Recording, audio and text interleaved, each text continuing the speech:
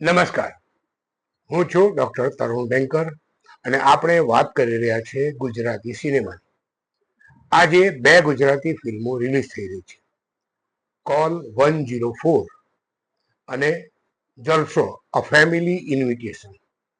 આ સાથે વાત કરીશું ગત સપ્તાહે રિલીઝ થયેલી બે ફિલ્મો શુભચિંતક અને ભ્રમના બોક્સ ઓફિસ કલેક્શનની અને સિનેમા અંગે મારા મનની વાત.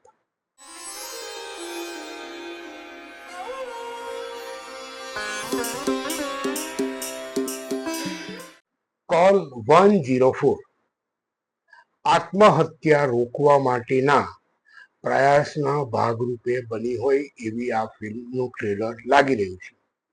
વાત કંઈક એવી છે કે એક વ્યક્તિ આત્મહત્યાની અણી ઉપર આવી ગયો છે.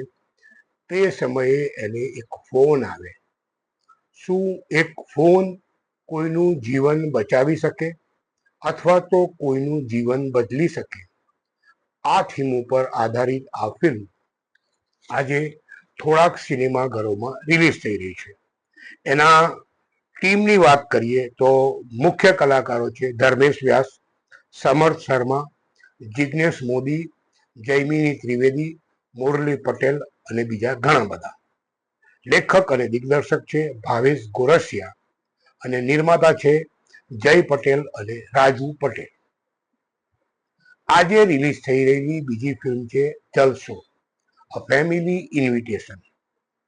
વાર્તા કંઈક એવી છે કે વિદેશમાં રહેતી અને ઇન્ડિપેન્ડન્ટ નેચર ધરાવતી દીકરી પિતરાઈના લગ્નમાં ભારત આવે અને એ દરમિયાન એને એક યુવક સાથે પ્રેમ થાય. આ લોકોના વિવાહની વાત થાય અને જે દિવસે વિવાહ છે એ જ દિવસે એક આઘાતજનક વળાંક આવે અને એ દીકરીનો, એ હિરોઈનનો ભૂતકાળ સામે આવે. પછી શું? આ ફિલ્મમાં બહુ જ મોટી સંખ્યામાં ગુજરાતી અને હિન્દી સિનેમાના કલાકારો છે. જો મુખ્ય કલાકારોની વાત કરીએ તો અરુણા ઈરાની, પૂજા જોશી, ધર્મેશ વ્યાસ અને બીજા ઘણા બધા કલાકારો આ ફિલ્મમાં છે. આ ફિલ્મ પણ આજે બહુ મોટી નહીં અને બહુ નાની નહીં એવી સંખ્યાના થિયેટરોમાં રિલીઝ થઈ રહી છે. આ ફિલ્મના ટીમની વાત કરીએ તો રાજીવ રૂઈયા એના લેખક અને દિગ્દર્શક છે અને સહાબ રાજ અને લક્ષ્ય નાથા આ ફિલ્મના નિર્માતા છે. તો ગત સપ્તાહોમાં રિલીઝ થયેલી ફિલ્મોના બોક્સ ઓફિસ કલેક્શનની વાત કરીએ તો ભ્રમ બહુ જ સારું કરી રહી છે અને લગભગ એનું બોક્સ ઓફિસ કલેક્શન 5 કરોડના આંકડે પહોંચવાની તૈયારીમાં છે. ચિંતાની વાત એ છે કે બહુ જ મોટા પ્રોડક્શનની શુભચિંતક મેં પહેલા જ વીકે કહ્યું હતું અને એનો સ્પેશિયલ એપિસોડ પણ બનાવ્યો હતો કે આ ફિલ્મ બહુ જ કન્ફ્યુઝિંગ છે, એટલે બોક્સ ઓફિસ ઉપર સારું પ્રદર્શન નહીં કરી શકે. મને ખેદ છે કે મારી વાત સાચી ઠરી છે. આ ફિલ્મનું કલેક્શન 1.5 કરોડના આંકડે પણ પહોંચ્યું નથી. એ બહુ જ ચિંતાજનક બાબત છે. હવે સિનેમા અંગે મારા મનની વાત. મિત્રો, આજે જે ગુજરાતી ફિલ્મ રિલીઝ થઈ રહી છે એ આત્મહત્યા રોકવાના પ્રયાસના ભાગરૂપે બનેલી ફિલ્મ છે.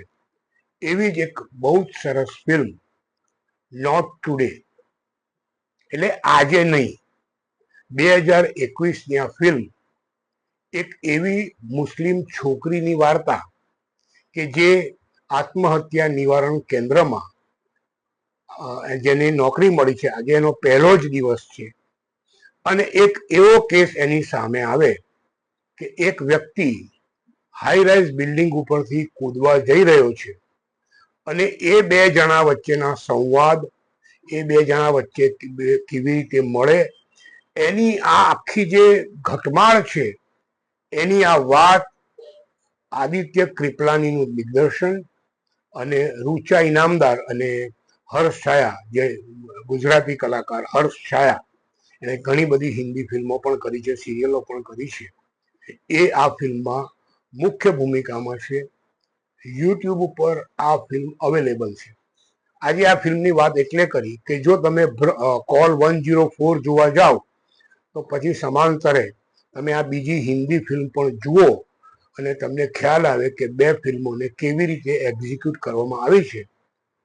હું વર્ષોથી કળા અને સાહિત્યને અવેરનેસના માધ્યમ તરીકે આગળ કરીને ઘણી બધી ફિલ્મો બનાવી છે. એ એડ્સ અવેરનેસ હોય, એ સ્વચ્છતા અભિયાન હોય, એ દીકરી બચાવો અભિયાન હોય કે એવા ઘણા વિષયો પર અમે પણ ફિલ્મો કરી છે.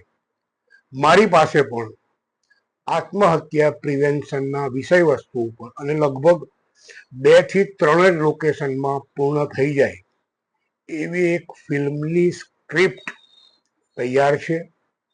જો કોઈ નિર્માતા કે કોઈ સહયોગી મળશે તો આપણે પણ આ ફિલ્મ બનાવવાનો પ્રયાસ કરીશું.